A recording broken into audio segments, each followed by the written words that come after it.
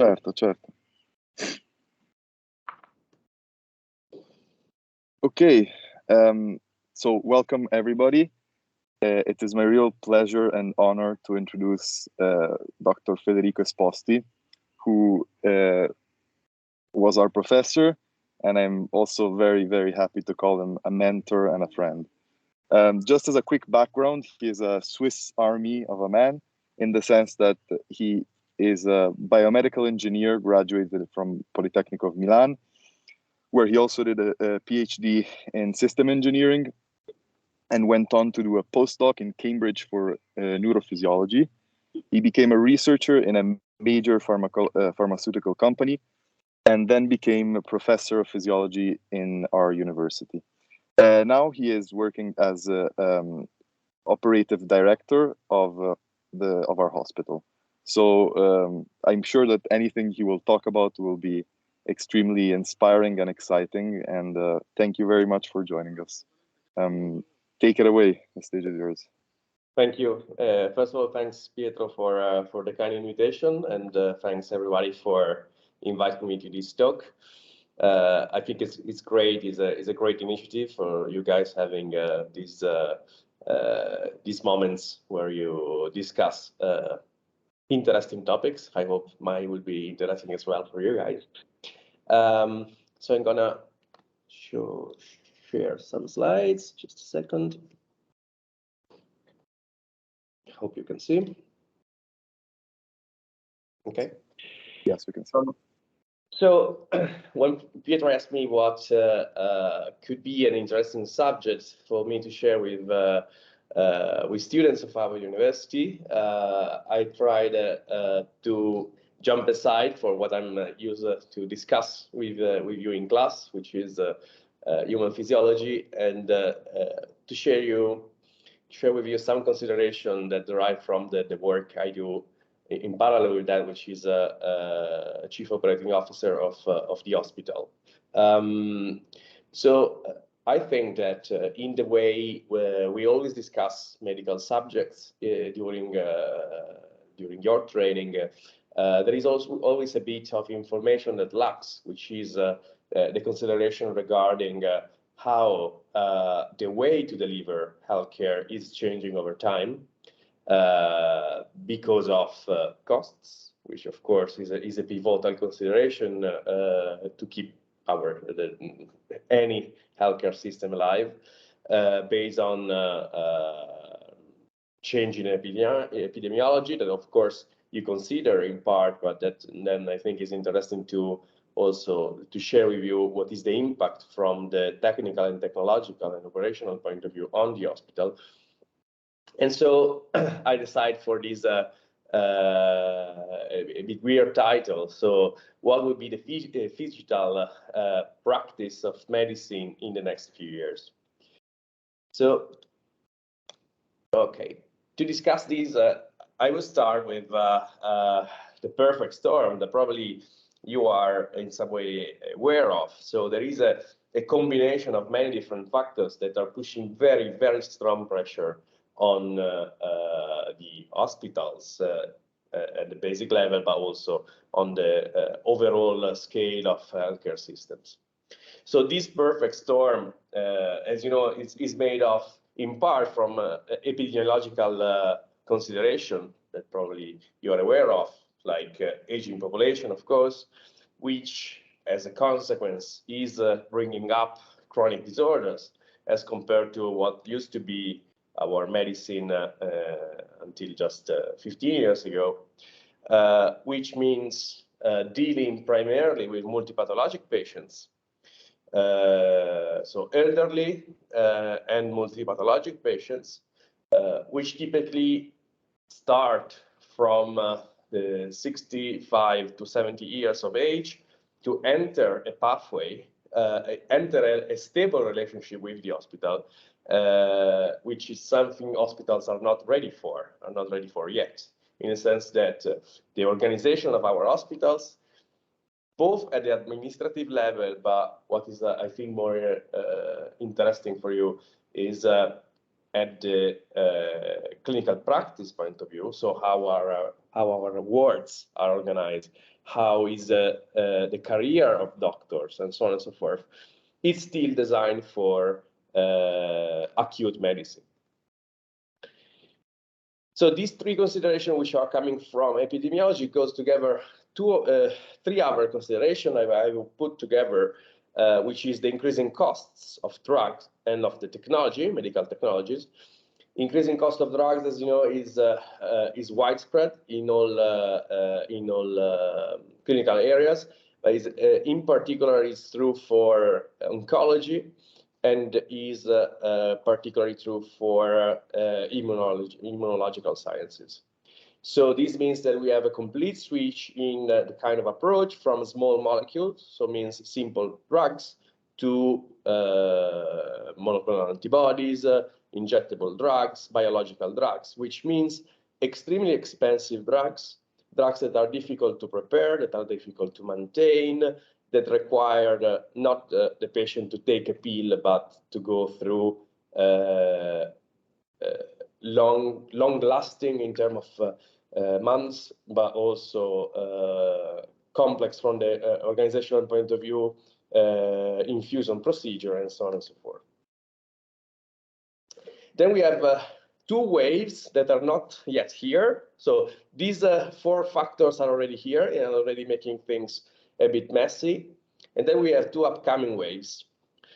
The first upcoming wave is drugs for the central nervous system.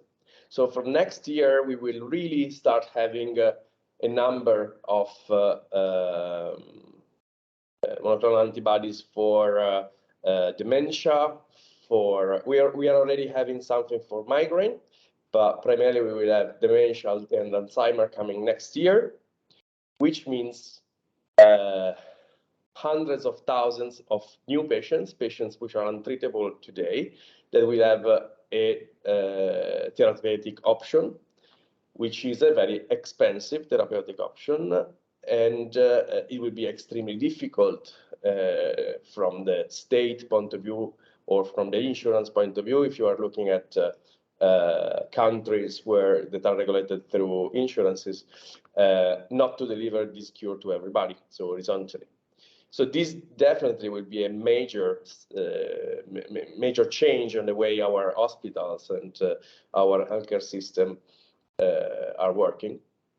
And finally, personalized medicine. So I'm sure you are all aware of how cool is personalized medicine in terms of the options that this opens to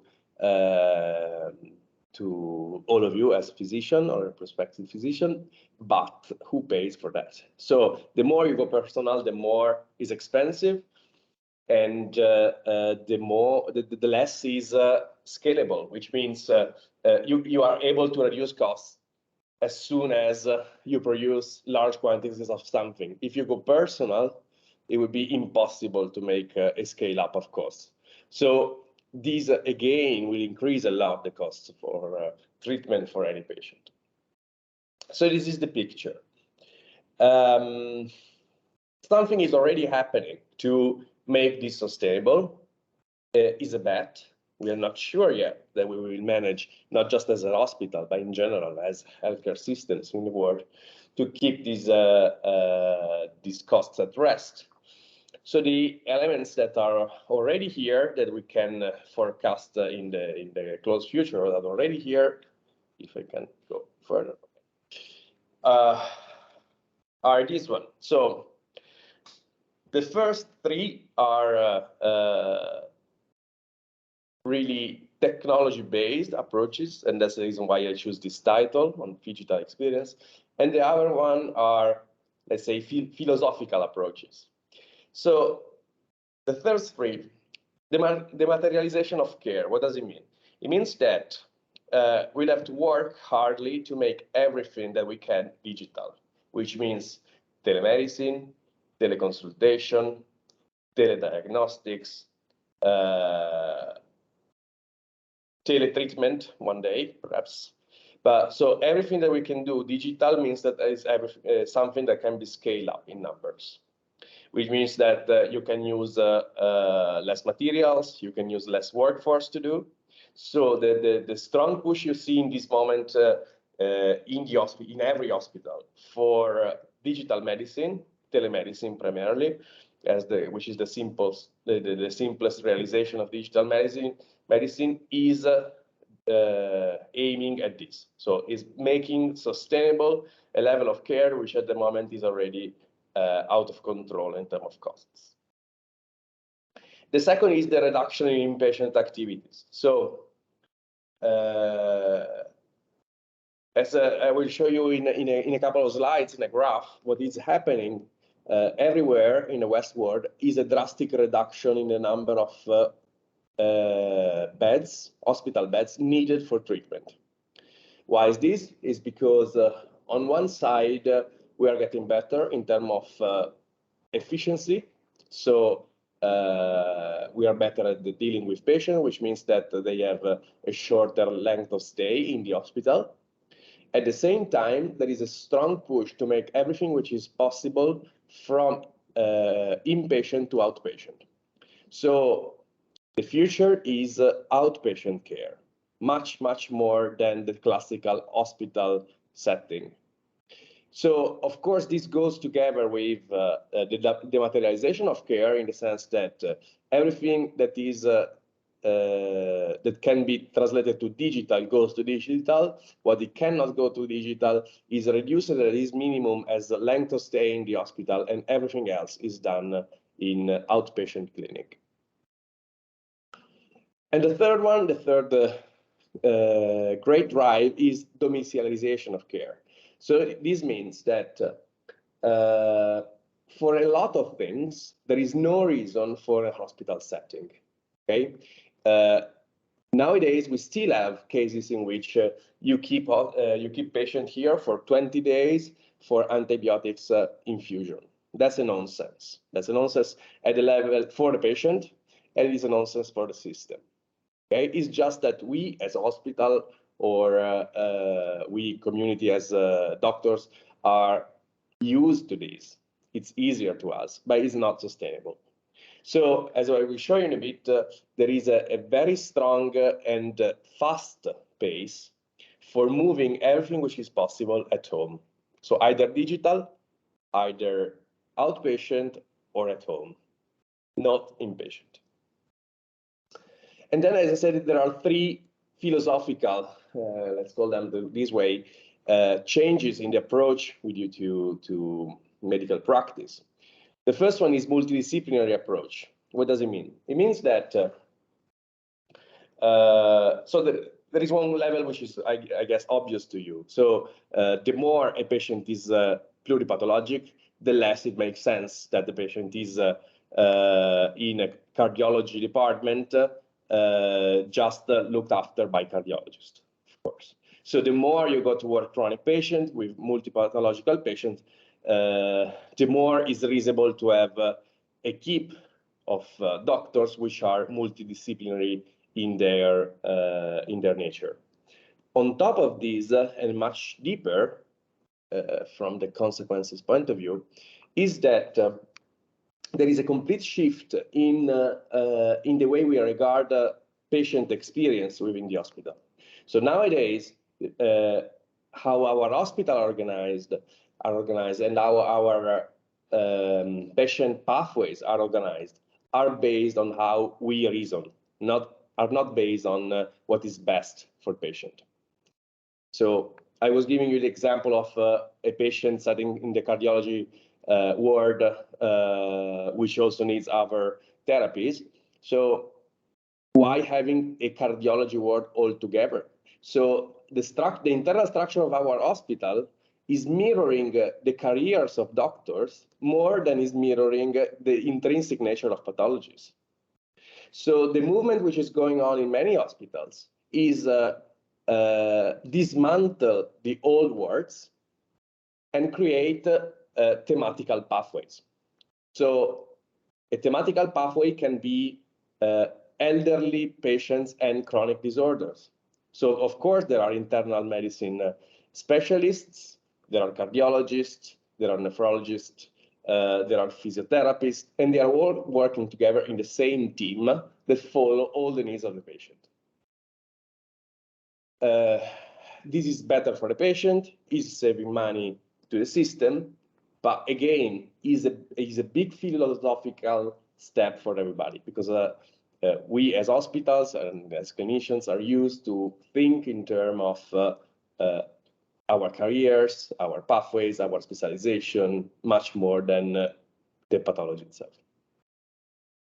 This is tightly linked with value-based medicine. What is value-based medicine? Value-based medicine means that what you should maximize during the pathway of your patient is the value you provide to him or her. And value can be everything. So in order to be sustainable, we must account for all value, which is healthcare, which is experience, which is the social value of what we are doing, which is the containment of costs, and so on and so forth. So this means that every time you hear that we as a hospital, and I'm using the we in terms of all hospitals, are converting their activities in terms of patient-centric.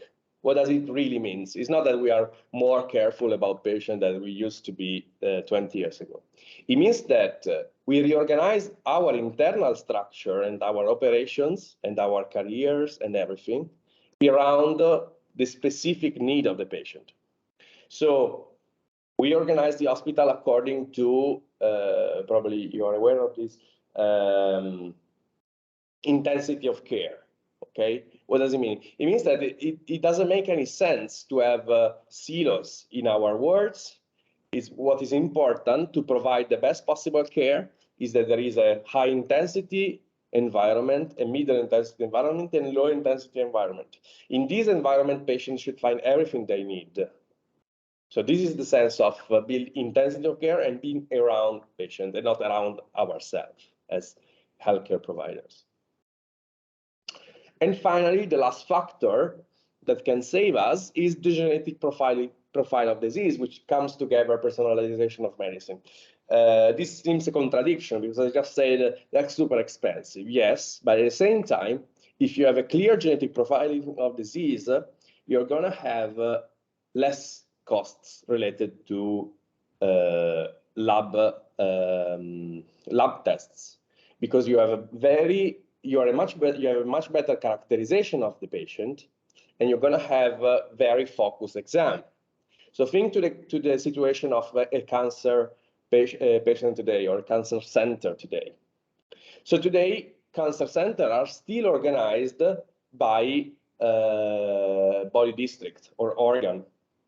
Okay, while we start knowing that what is really shared between different pathologies is, in many types of cancer, is the type of mutation which is at the basis of cancer. So the real change around patient is not being organized for lung ward, prostate ward, and so on and so forth, but being organized for the single mutation.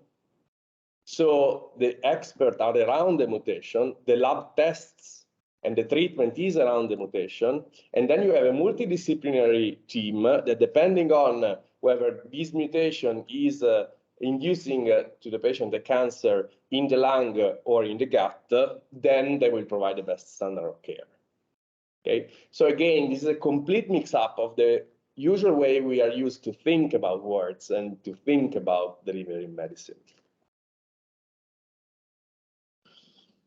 So this is inducing a drastic boom in telemedicine market. So this is just few numbers from the telemedicine market worldwide. As you see, is an exponential growth. I don't go in any detail, but is really rocketing up. So this clearly is showing you how, from one side, is responding to a need of patient, but at the same time, this is showing you how government and the healthcare system are pushing behind telemedicine in order to make it accepted by patients and by clinicians.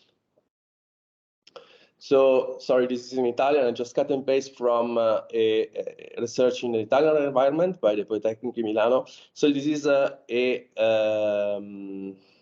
an assessment through both GPs and specialists working on in the Lombardy area. So, and the question was, how many examination in percentile do you think are you likely to perform in telemedicine after COVID emergency? So if you look at the specialists overall for chronic patient, it's 25%, 24%. But if you go in few specialties, they are much over 1/3. And this was done last year, just after 1 year in which we changed system to think medicine. So these numbers are going to grow drastically. So the main limitation for this number nowadays is not the fact that some examination, of course, must be performed in vivo, but is the way we think to examinations, or what is the best value for a patient in terms of providing an examination. What I mean with this, I mean that perhaps there is a trade-off that we should calculate between having the patient, being the healthcare accessible for the patient versus the need we have to make some examination in vivo. So we will start all this wave of new thinking about what is really worth to do in vivo and what can actually be done digital in order to be much cheaper. Just a few words. So I give you the example of San Raffaele. San Raffaele was the first hospital in Italy to go for telemedicine. And when I presented this project to the shareholder of the hospital at the beginning, what was much before COVID. So what I was telling them is that this is going to change the hospital radically. Of course, it's going to change the strategy and economics of the hospital, because theoretically speaking, you can have a patient everywhere in the world. But primarily, it's changing how the hospital operates. So how physicians are employing their time, the time they spend responding to emails, the number of communication they provide, which are not compliant with privacy policies, because every time you reply with clinical consideration in an email, you are breaking the law, even if nobody really cares in Italy, but someday we will have to care.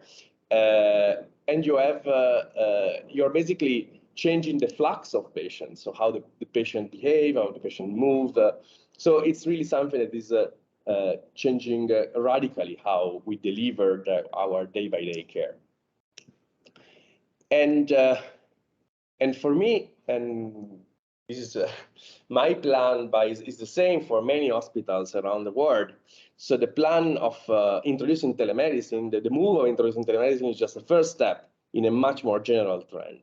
So as I was telling you before, what everybody wants to do now is to go toward the home of the patient, much more than waiting for the patient to be here. So this goes together with three main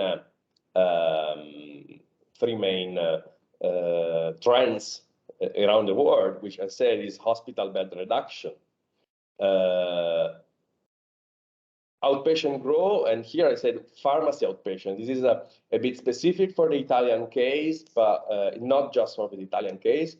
So everybody's starting to outpatient. So you see outpatient clinics growing like mushrooms all around our cities, and you are start seeing the first pharmacies that are transforming in outpatient posts. So pharmacy of the service is the way they call it, are an increasing number of services, clinical services that pharmacies are getting to their patient.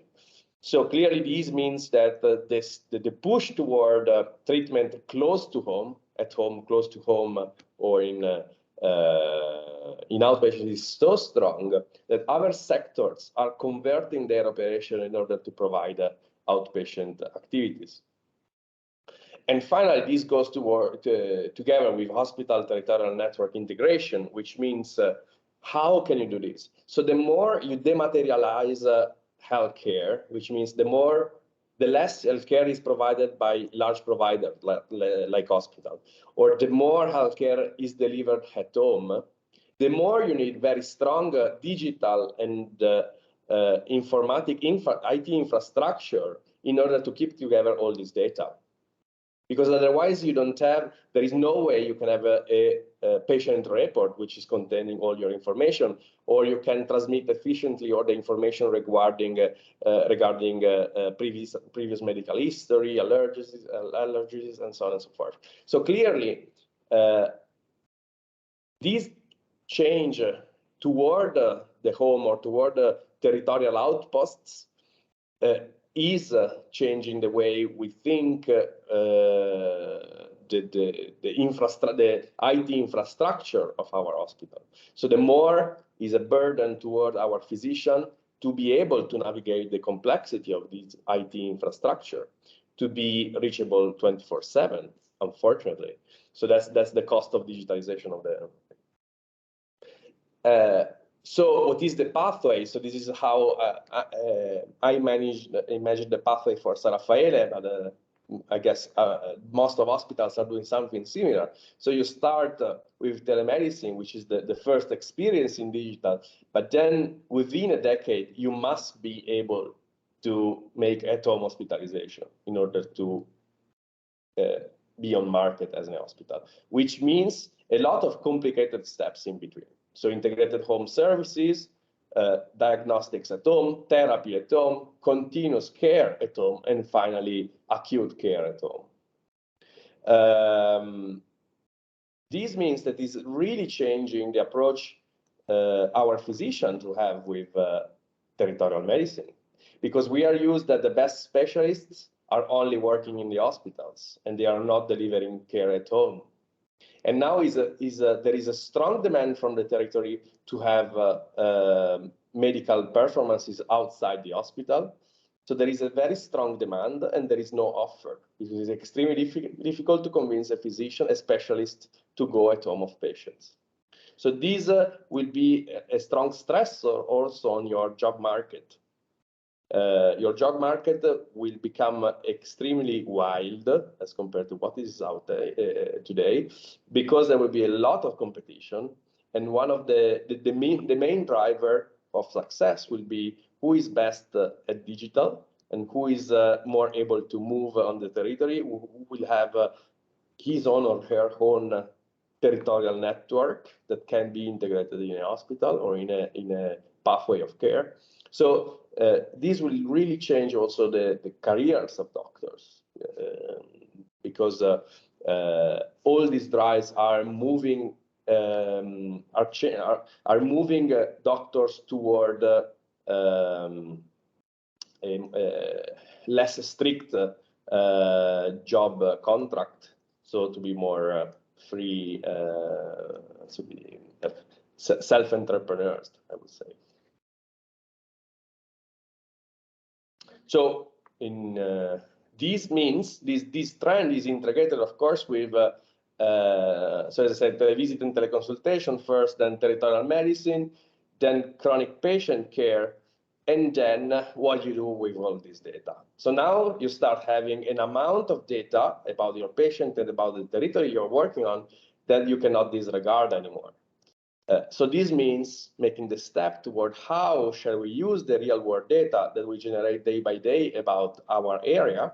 So how we integrate this data in our processes, which means at the end of the day, being able to get to the predictive medicine approach, which means if we start having heavy data about our patients, so we start having recurrent, let's suppose that the most simple case, we are starting having recurrent lab tests for our patient. So we can see the trends that, I don't know,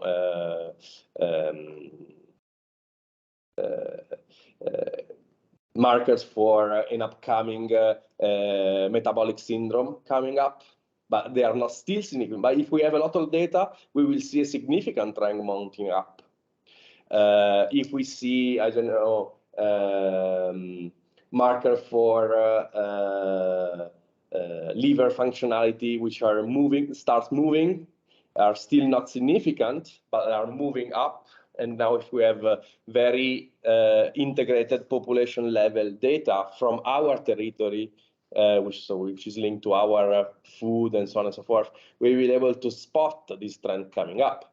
So we'll start a very proactive approach to the medicine of the population we are caring of, because now we'll have actually the data, which goes obviously together with having a territorial network, as I was saying.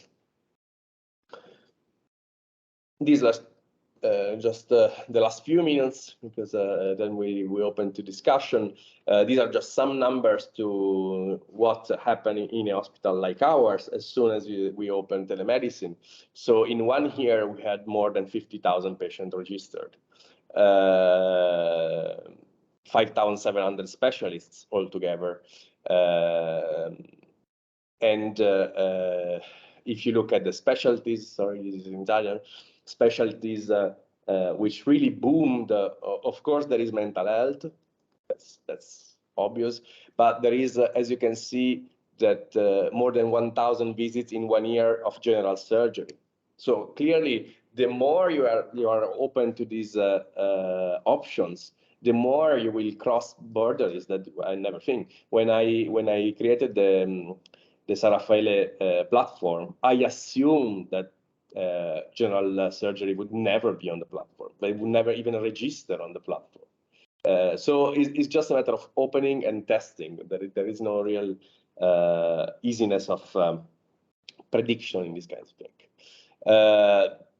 Random data. So here you see how now, if you look at telemedicine, we are collecting patients basically from all the country in a quite homogeneous way as compared to the in-person outpatient, which are basically all coming from Lombardy. This was a prize given to telemedicine. So, and then of course, as soon as you have this one, you start really mounting pathways that come, which are Phygital. So there are a mix between digital medical practice and physical medical practice. So you start integrating things that you can do at home, so blood sampling, swabs this year, of course, X-ray at the bed of the patient at his home, physical examination, ECG, EEG, blood pressure measurement. Echography is booming now. So there are portable echographic probes, which can be linked to the mobile. So now you are already natively in the network with your images. So it's extremely easy, especially for cardioechography, which is very repetitive, as you know, in terms of position. It's extremely easy to do it everywhere at the bed of patient in their home. And telerehabilitation, that's booming as well. So why asking patients which are perhaps with motor impairment to come here to do exercise? It's perfectly enough to give them sensor, to mount sensor on their jaws and or legs and to do it at home. Okay, so it's just to have a proper internet connection. Then now I have a few slides on data. I will just close a few words because I would much prefer to have some interaction with you guys. So of course, all this is summing up in what we call a data lake. So we are putting all this information in a data lake, and we are coming out with very clear picture of our territory that we never had as an hospital. So no, I'm sorry, I forgot the maps. So we can build a map of every pathology that we have, which means where are the areas of the territory where we need further intervention, when we have to deliver drugs directly at home of our patient. So you can, as soon as you collect all this data, you can start really thinking ahead in how deliver care at home of your patient. Okay, I would close here, and it was quick and dirty, and I hope you enjoyed and you have some questions for discussion. Thank you so much. Yeah, obviously it was very, very interesting. I absolutely have a question. Maybe if somebody else has one right now, they can start. If not, I'll start. Vai, Matte. Prego. So, thank you very much.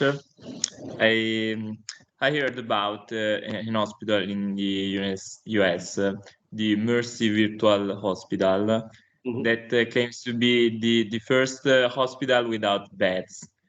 So basically they put in the house of the patients a lots of monitoring tools like camera and other ones, and they treat the patient at home. So this is how we should imagine the future of hospitals. So absolutely yes. So there are a few examples like this already completely virtual, especially in China and India, that they have they have huge problem in remote areas on how they can manage. I don't think this is the model altogether we should aim for. We should go for a mixed model. So of course, as Raffaele, as a high specialty hospitals, there will be always many things that we need to do here, and it's better that we do here. Also because keep in mind what you do at home if you have major complications, of course. So that's the main question, right? So we must build a mixed experience.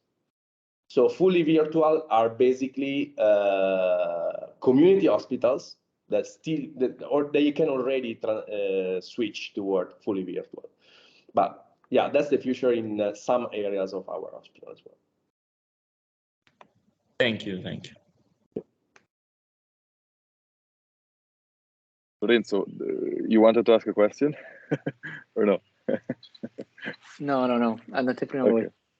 voi. I have a question, a little bit more sort of, I guess, business-wise. So first of all, the way you put it, it seems that these changes are not only welcome, but also inevitable, I guess, which means that it's definitely a race to who gets there first to reduce costs, as you were saying. But at the same time, it seems that for some people, this might be not only a risky investment, but have also a very high upfront cost. So my question is double. Who will lead this change? Aside from telemedicine, which is, it's already in the back of our heads and we already sort of integrated it, but like which country, I guess, will lead the change? And where will the money come from? Or where will the innovations come from, if more from, I don't know, private funds or private investors or governments? Because I'm sure that governments are kind of scared of this change. Yeah. So the money comes from the industry. Okay, so okay. I give you a harsh example. So I know that we in our industry, in healthcare, we don't love to be compared to our industry because we think that we are doing something completely different, but it's not that true. So if you compare a similar size industry, which is laptop production, in the last 15 years, so in terms of amount of money, in terms of number of customers involved, so it's a similar kind of structure of industry. In the last 15 years, laptop industry reduced the operating costs of 87%, and as a consequence, reduced the cost of devices of about 50-55%. As compared in healthcare, where we have the same amount of investment in technology, we reduce cost by 6% globally. So this means that, of course, we are a different industry, that's right, but this means that we have so much room for improvement that money are coming from inside. There is no possibility to expect that someone will really invest money in the modernization of medicine. Of course, there are private investors that do open outpatient clinics, and that's the main flow of money in this moment in the market, but it's not really changing the. So we need, as I was saying before, we need to change the fundamentals. For me, in this moment, the real bet is changing the fundamental in terms of internal structure of the hospital, cancel the word, and start being really patient-centric. That's the very first move, and it's extremely painful. It's painful for the hospital, it's painful for the doctors, because everybody loves to be the head word of Yeah, I see. I guess we have to. Which countries are leading?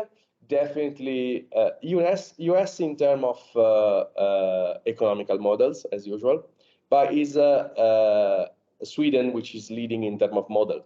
So the first hospital that completely move toward this kind of, so they completely suppress words and switch to thematic pathways is Karolinska. So sometimes it's called the Karolinska one.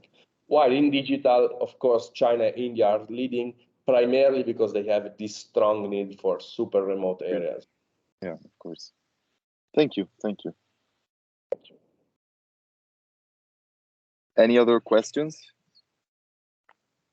Lorenzo is the founder of the Journal Club. He's working as a junior doctor in Ireland, Dublin, I think. No, so right now I was working in the COVID ward, but I'll be moving to Ireland in July and start specialty training in psychiatry. So I was particularly interested in mental health or telemedicine. But however, my question is different. It concerns, so an observation. So I think that the problem right now is that doctors have centralized a lot of different duties. And I was wondering, especially for at-home treatment, wouldn't it be cheaper to decentralize this skills that the doctor is supposed to have? For instance, have an healthcare professional trained to do physical exam, to do echo, which is something that most doctors don't know how to do, or even a mental status exam. Wouldn't it be cheaper and more cost effective? It really depends on your job market. So in Ireland, definitely would be. In the US, it is. In Italy, it depends. So I give you the situation already now, so without imagining what will happen in the future. But just now, if you look at the outpatient organization in US and Italy, is radically different because in US, you pay a doctor 4 times what we pay it in Italy. Mm-hmm. So this means that in US, everything is organized so that the doctor is only doing clinical stuff, and then there are a number of paramedics, assistants, nursing training, and so on and so forth around him or her in order to speed up the work. Here in Italy, it doesn't make any sense because there is not that much difference in salary, so we don't have the drive. If you go to patient at home, that's definitely will require much more administrative work, or so it's foreseeable that a lot of these things will be managed by a new wave of administrative staff. So over the last year, administrative staff in hospital is decreasing steadily. Most probably we will have a new jump up as soon as we change organization. But it really depends on the job market of each country.